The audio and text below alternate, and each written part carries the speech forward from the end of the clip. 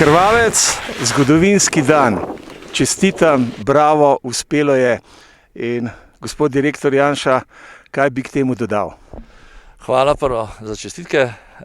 Drugo, dokazali smo, da tudi v tej kaotični sezoni z kaotičnimi manevri naše vlade smo preživeli, smo vztrajali in vztrajamo, celo dosegli rekordno sezono po dolgotrajnosti obratovanja. Obljubili smo na začetku 100 smučarskih dni, številka gre proti 130 in moram povedati, ni to še zadnji dan obratovanja. Je bilo težko pripraviti proge, je bilo težko zrihtati, ker jaz kot smučar, ki sem presmučal te današnje proge, ugotavljam, da so zelo, zelo lepo pripravljene.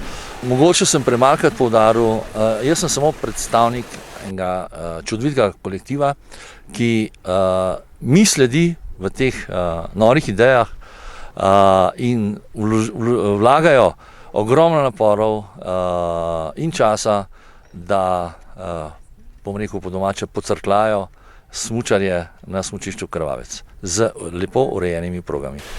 Ob zadnjem intervjuju je bila beseda, smučar se bo tudi čez sneg gor nesem.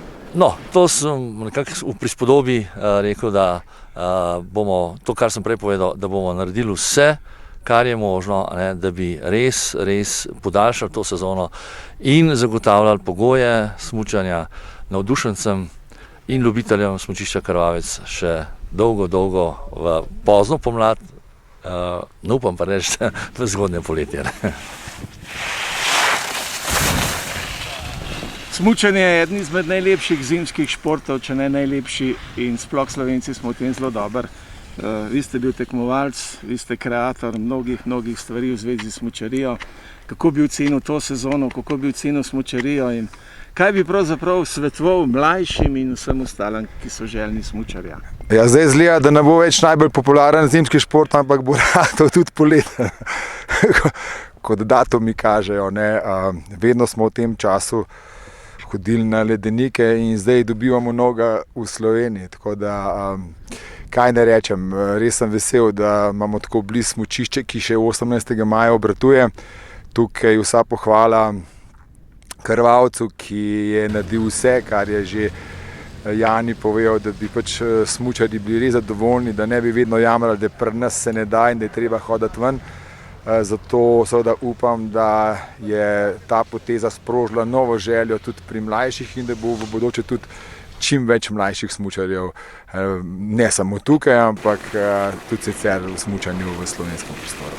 Krvavec na lep sončen dan, čudovit sončen dan, čudovita smuka, ampak pravzaprav zdaj sredi maja in že na začetku poletja, ki ga vidimo, se bo še marsikaj dogajalo. Res je, marsikaj se bo še dogajalo, se pa že dogaja. Tako da danes, ko se beleži ta rekordni dan smučarskega obratovalnega dne, beležimo 120. dan, tako da smo tudi na to ponosni in piše se res zgodovina. Ampak hkrati, ko se bo zaključevala, se bo že odpirala poletna sezona, tako da bomo videli, kako nam bo narava naklonjena, mogoče bo pa kar zelo hiter prehod v poletje. Nahajamo se na vrhu Krvavca in vi kot smučarka vidim, da tukaj smučate. Kako je ta dan na vrhu Krvavca?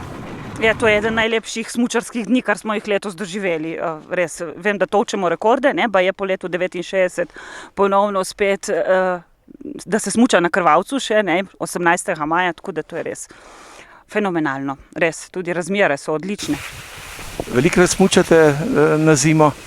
Večkrat na pomlad, nam je bolj všeč pomladi, po zimi. Po zimi je mraz. Ja, kako je bilo danes smučati? Vrhunsko. Koliko smučarskih dni imaš zdaj že letos? Ne štejem, ker jaz samo nabiram kondicijo in grem na Krvavec, kadar ne grem na turo. Na turno smuko, tako. A pa smisla danes je dovolj zlota? Ja, se sem imam pse, sem psi prišel. Pa bi ne drad lava, sem pa vse dol dal, pa tam ne prvili v pustu, Bržičenčarju. Sem imam karto sabo, sem mi prašal, karta velja, je rekel, tako se voziš. Kam greš naslednji vikend?